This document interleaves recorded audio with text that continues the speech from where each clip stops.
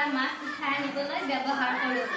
খালৈ হ'ল এটা সৰু অংশ আকৃতিৰ দৰে, যাক আমি মাছ ৰাখিবলৈ ব্যৱহাৰ কৰোঁ।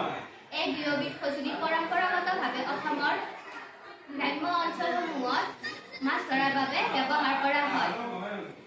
জাকৈ আৰু খালৈ বাঁহেৰে নিৰ্মিত পৰিৱেশ অনুকূল সঁজুলি।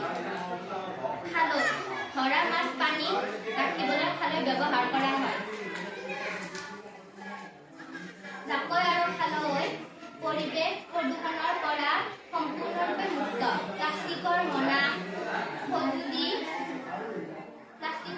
সঁজুলি মাছ ৰাখিলে মাছৰ ক্ষতি হোৱাৰ লগতে সেই মাছ খালে মানুহৰো বিভিন্ন ধৰণৰ বেমাৰ আজাৰ হ'ব পাৰে।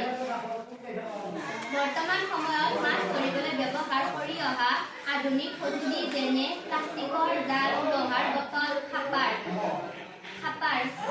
কেমিকেলযুক্ত খাদ্য ব্যৱহাৰ কৰি মাছ ধৰা কাৰ্য, বৈদ্যুতিক আহিলা ইত্যাদিৰ ফলত পানী প্ৰদূষণৰ লগতে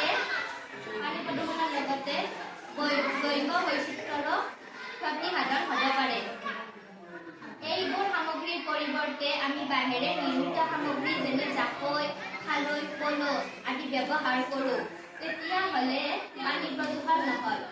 এইবোৰ সামগ্ৰী অসমৰ কুটিৰ শিল্পৰ লগতে বিকাশ সাধন হোৱাটো সহায় কৰি থাকে।